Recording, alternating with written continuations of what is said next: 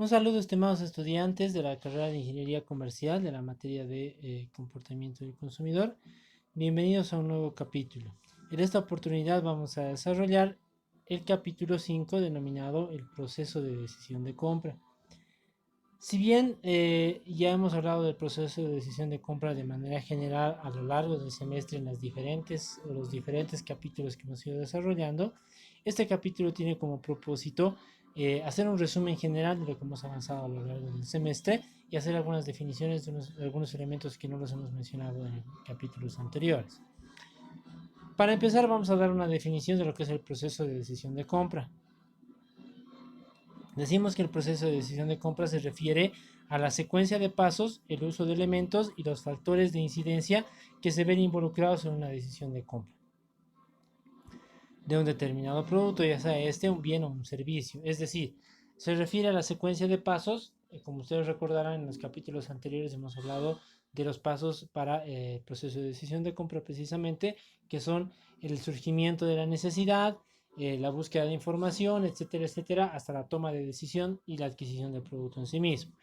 Por otro lado, el uso de los elementos y los factores de influencia, por ejemplo, factores sociales, culturales, los factores psicológicos, etcétera, y los elementos que influyen, como por ejemplo el vendedor, el servicio postventa y otros elementos que los hemos mencionado en los capítulos anteriores. En consecuencia, el proceso de decisión de compra es el análisis de los actos, procesos y relaciones sociales sostenidas por un individuo, un grupo de individuos u organizaciones para la obtención, el uso y la experiencia consecuente con un bien o un servicio. Bueno, para hablar del proceso de decisión de compra, es importante recalcar o mencionar que existe una secuencia de pasos que es prácticamente estandarizada, ¿no? Lo que hemos ido viendo en los capítulos anteriores. Sin embargo, existen ciertas variaciones en el proceso, las cuales se deben a que existen dos tipos de consumidores, que son precisamente los que vamos a estudiar en este capítulo. Por esta razón, es fundamental distinguir previamente el análisis del proceso de decisión de compra propiamente dicho a estos dos tipos de consumidores e identificar detalladamente sus características. Estos dos tipos de consumidores a los que hacemos referencia son el consumidor individual y el consumidor organizacional. ¿Qué es un consumidor individual? El consumidor individual es aquel que actúa como consumidor final, es decir, que adquiere un producto, ya sea un bien o un servicio, para su consumo o uso directo. Es decir, el consumidor individual es una persona que va a adquirir el producto para utilizarlo en sí mismo. No lo compra con la finalidad de desarrollar otro tipo de productos, por ejemplo, ¿no? En algunos casos también pueden adquirir el producto para el consumo de una tercera persona, es decir, yo puedo comprar como consumidor individual para otra persona, pero el principio es el mismo, es decir, el propósito va a ser el consumo final del producto. En otras palabras, un consumidor individual adquiere un producto, o al adquirir un producto más bien va a buscar la satisfacción de una necesidad personal. Por otro lado, los consumidores organizacionales o el consumidor organizacional no es un individuo propiamente, es decir, no es una persona, sino más bien cuando hablamos de consumidores organizacionales nos referimos a instituciones, organizaciones, empresas, etcétera, ¿no? El consumidor organizacional actúa casi siempre como un intermediario. ¿Qué significa esto? Que el producto que adquiere suele ser un bien intermedio. ¿Qué es un bien intermedio? Que es utilizado para el desarrollo de otro tipo de productos, ¿no es cierto? Entonces, como dice ahí, servirá para la creación o producción de otro producto, ya sea un bien o un servicio. Finalmente, podemos decir que un consumidor organizacional, o la adquisición del producto desde un punto de vista de un consumidor organizacional, a diferencia del consumidor individual, no va a buscar satisfacer una necesidad personal o individual, sino que tiene otros motivos. ¿Cuáles son estos motivos por los cuales un consumidor organizacional puede adquirir un determinado producto? Básicamente se pueden resumir en tres. Primero, la reventa. Segundo, la incorporación en su proceso de producción. Y el tercero, el consumo operativo. Vamos a explicar cada uno de estos. ¿Qué es la reventa? La organización actúa en este caso como intermediario dentro de un canal de distribución indirecto, adquiriendo el producto con la finalidad de comercializarlo nuevamente, proceso a través del cual genera una ganancia o denominada utilidad, que es el propósito de la reventa. Muchas empresas se dedican precisamente a esto, ¿no es cierto? No tienen una producción propiamente, sino simplemente son revendedores, es decir, adquieren el producto, por ejemplo, de la fábrica o lo importan y lo van a vender en el mercado local, generando su propia utilidad, ¿no es cierto? Eso es una actividad común en muchas de las empresas. Entonces a eso se refiere a la reventa y es una de las razones por las que un consumidor organizacional podría adquirir un producto para volverlo a vender. Número 2. Incorporación al proceso productivo. Se adquiere un producto con la intención de incorporarlo al producto final elaborado por la propia organización, ya sea como un insumo, un accesorio o como materia prima, entre otras cosas. ¿Qué significa esto? A esto se refiere a empresas productoras, empresas industriales que se dedican a desarrollar productos. Entonces, pueden adquirir otro producto con el propósito de incorporarlo, como decíamos, a su proceso productivo, es decir, como materia prima, por ejemplo, ¿no? Digamos, yo tengo una empresa, una panadería, entonces para hacer pan voy a utilizar harina, azúcar, sal, levadura, etcétera, que son productos que los voy a adquirir con la finalidad de incorporarlos al proceso de producción de mi propio producto. Y el tercer caso es el consumo operativo. Se adquiere un producto con el propósito de utilizarlo en el desarrollo de sus operaciones, por eso se llama consumo operativo.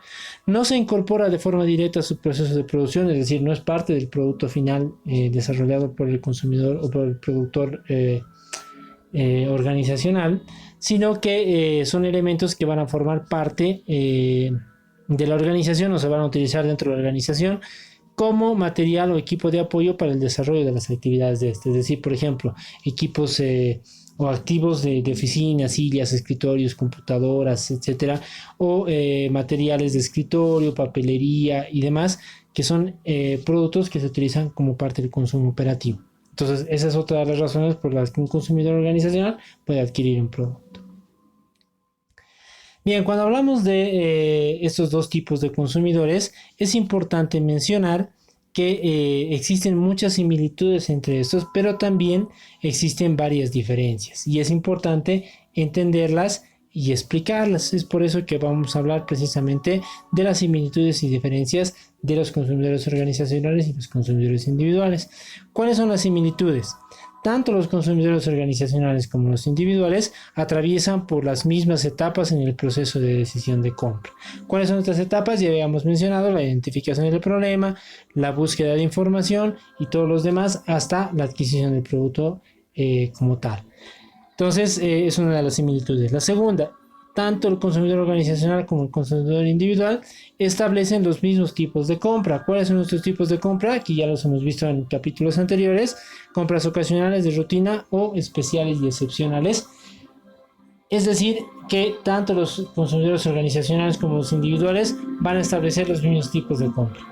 Otra de las similitudes es que los factores de influencia en las decisiones post-compra son los mismos. Ojo, estamos hablando de los factores de influencia en las decisiones post-compra, no en los factores de influencia al momento de desarrollar el proceso de decisión de compra, porque esos sí van a ser diferentes. ¿Cuáles son los factores de influencia en el proceso post-compra? El servicio postventa, el nivel de satisfacción, la fluctuación del precio y la atención al cliente. Entonces decimos que tanto para consumidores organizacionales como individuales, la influencia de estos procesos post compra prácticamente son o influyen prácticamente de la misma forma. ¿Cuáles son las diferencias? Las principales diferencias entre los consumidores individuales y los organizacionales son las siguientes. Número 1. El comportamiento de compra y las decisiones finales, cuando hablamos de consumidores individuales, son principalmente influenciadas por los factores psicológicos, mientras que en el consumidor organizacional, este comportamiento de compra y las decisiones finales no están influenciadas por los factores psicológicos. ¿Por qué? Porque cuando hablamos de la psicología del consumidor, obviamente estamos hablando de la personalidad del consumidor y eso solamente se puede ver reflejado en un consumidor individual, es decir, en una persona. Un consumidor organizacional no tiene esas características, por lo tanto, factores psicológicos como las emociones, todos los que hemos mencionado no van a influir en un consumidor organizacional, mientras que en un consumidor individual, por supuesto que sí. La segunda diferencia, la demanda de los productos es más estática en el caso de consumidores individuales, mientras que en consumidores organizacionales la demanda de los productos es mucho más fluctuante. ¿Por qué se da esto? Porque un consumidor individual es una persona o un sujeto más predecible, ¿no es cierto? Es decir, una persona que prácticamente va a tener una rutina, entonces las compras las va a hacer casi en un mismo lapso de tiempo o rangos de tiempo, comprando la misma cantidad de productos y los mismos productos sin mucha variación. Mientras que un consumidor organizacional va a comprar productos en función a sus necesidades, por lo que obviamente van a ser fluctuantes, no van a comprar la misma cantidad siempre, no van a comprar en un rango de tiempo estandarizado, etcétera, porque son compras obviamente que surgen en función a sus actividades. Otra diferencia importante, los consumidores individuales, o en el caso de los consumidores individuales, las compras efectuadas por lo general son de bajo volumen. Una persona obviamente para su consumo va a adquirir un producto en una cantidad pequeña. En cambio, los consumidores organizacionales, lógicamente, van a efectuar compras casi siempre con altos volúmenes, ¿no? Una empresa no va a comprar un producto por unidad, sino va a comprar en grandes cantidades. Continuamos con las diferencias. Otra diferencia importante, en el caso de los consumidores individuales, las decisiones de compra normalmente las toma una sola persona o en su defecto un grupo muy reducido de personas. Al ser una compra individual, obviamente cada uno va a decidir su compra. Recordemos que existen actores dentro del proceso de decisión de compra, pero en un consumidor individual, pues la decisión de una sola persona o como dice acá, en algún caso grupos pero muy reducidos, ¿no es cierto? Una familia, por ejemplo. En el caso de los consumidores organizacionales, por el contrario, las decisiones de compra normalmente no las toma una sola persona, sino que son sometidas a un análisis donde participan varias personas. Por darles un ejemplo, en la universidad se decide adquirir material para el centro de cómputo. Entonces, ¿quiénes van a tomar la decisión? Primero, el encargado del centro de cómputo, ¿no es cierto? O el área de sistemas de la universidad, que tiene que dar una información técnica de lo que necesita, ¿no? Por otra parte, serán quienes van a utilizar el producto o los productos, que pueden ser los mismos estudiantes, los docentes de las materias de computación, etcétera. Y finalmente, obviamente, las autoridades de la universidad, el director administrativo, obviamente el directorio y finalmente el rector, ¿no es cierto? Entonces son varias personas que forman parte de un equipo que va a tomar una decisión para adquirir un producto. Entonces esa es otra diferencia importante. Otra diferencia también es que en el caso de consumidores individuales el proceso de compra por lo general es simple y corto. Surge una necesidad de comprar algo, tomo la decisión y adquiero el producto. En el caso de un consumidor organizacional, el proceso de compra por lo general es mucho más complejo y largo. Existe un proceso de compra, ¿no es cierto? Cuando hablamos, por ejemplo, de que una empresa va a adquirir mobiliario nuevo para las oficinas. Obviamente tiene que hacer una cotización que pasará por el encargado de adquisiciones. Esa cotización va a pasar al área administrativa que va a analizar la situación, va a buscar las mejores opciones, va a tomar una decisión. Esa información pasará al directorio o a la persona que finalmente es el decisor en el proceso de compra, quien definirá si se puede comprar o no, va a pasar por un tema de presupuesto, etcétera. Entonces es un proceso mucho más complejo y largo. Finalmente, otra de las diferencias es que en el caso del consumidor individual, los criterios de evaluación de alternativas son sencillos y se basan en percepción y experiencias más superficiales. Mientras que el consumidor organizacional, los criterios de evaluación son mucho más complejos y se basan principalmente en fundamentos técnicos. ¿Qué es lo que acabábamos de mencionar? ¿No es cierto? Una persona para comprar un producto va a buscar información, va a tomar algunas decisiones, va a tener algunos criterios de evaluación, pero van a ser mucho más sencillos, mientras que un consumidor organizacional va a tener criterios mucho más técnicos. Lo que decíamos, van a buscar más información, va a haber un grupo de especialista para que tome decisiones en el tema, por ejemplo, de las características del producto que se va a comprar. Va a haber otro grupo que va a tomar las decisiones en relación al tema financiero, al presupuesto que se tiene para adquirir estos determinados productos, etcétera, ¿no? Bien, pasamos a otro punto, factores de influencia en el proceso de decisión de compra. Es importante entender que en el proceso de decisión de compra, en todas sus etapas, es influenciado por distintos factores que determinarán el comportamiento del consumidor. Muchos de ellos ya fueron analizados a lo largo de los capítulos anteriores, efectivamente, los factores de influencia, pero de manera general, para hacer un resumen, vamos a decir que existen factores de influencia que se clasifican en internos y externos. Los factores de influencia internos son hacen referencia a características específicas de la vivencia propia del consumidor, es decir, necesidades creadas o adoptadas por él mismo en función con su estilo de vida o el que desea tener.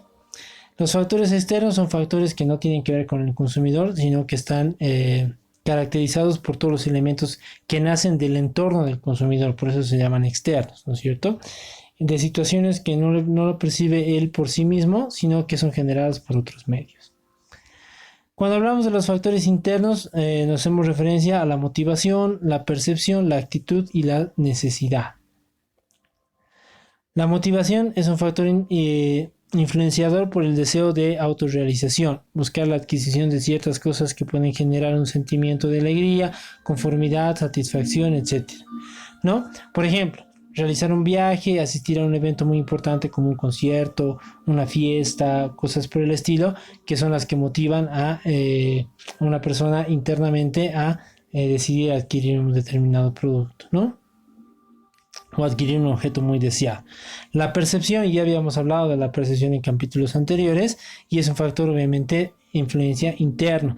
Este factor es influenciado por el deseo de identificarse con un estilo de vida, es decir, adquirir productos que puedan mostrar ciertas características de la personalidad de cada individuo.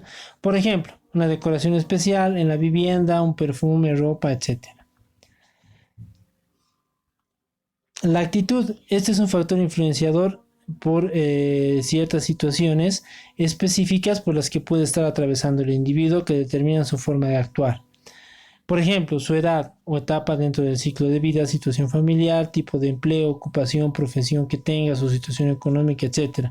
Es decir, una persona va a tener una actitud diferente cuando tiene que ir a la universidad o al colegio que cuando ya tiene que ir a trabajar, por ejemplo, ¿no es cierto? Eso tiene que ver con el tema de la edad, tiene que ver con el tema obviamente de la ocupación que tenga, etcétera, etcétera. Y finalmente la necesidad. Obviamente es un factor interno, este es uno de los factores internos por excelencia, el de mayor influencia por lo general, ya que es prácticamente obligatorio de cumplir. Obviamente las necesidades como tal van a ser las primeras en que vamos a buscar satisfacer o cubrir, ¿no es cierto? Se refiere a cubrir o satisfacer todas las necesidades del individuo o de personas que están bajo su responsabilidad o pertenecen a su entorno, desde las más básicas hasta aquellas que suelen ser de menor importancia. Por ejemplo, las colegiaturas de los hijos, la alimentación, la vestimenta, el pagar deudas, servicios básicos, etc. ¿Cuáles son los factores externos? Factores culturales, sociales y familiares. No vamos a explicar de manera específica en este capítulo los factores externos porque ya los hemos mencionado en capítulos anteriores. Bien, para terminar decimos que los factores de influencia en el proceso de decisión de compra, tanto internos como externos, son los que cubren las necesidades básicas de un individuo. Una teoría psicológica sintetiza estas necesidades en un esquema que además las cataloga de acuerdo a un nivel jerárquico o nivel de importancia. Esta teoría fue desarrollada por un señor llamado Abraham Maslow, de quien tiene origen su nombre. Estamos hablando obviamente de la pirámide de Maslow, o también conocida como la pirámide de jerarquía de necesidades.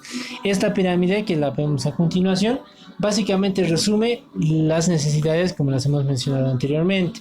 Seguramente ustedes ya han visto la pirámide de Maslow en otras materias, ¿no? La pirámide de Maslow, como decíamos, habla del nivel de satisfacción de necesidades según su importancia o jerarquía. Empezamos desde la que está más abajo en la pirámide, que es las necesidades básicas o fisiológicas. Después están las necesidades de seguridad, las necesidades de afiliación o pertenencia, las necesidades de reconocimiento y finalmente la autorrealización. Bien, básicamente con eso estaríamos concluyendo este capítulo y consecuentemente, como ya habíamos mencionado al inicio del video, estamos terminando con esto el avance de materia del semestre.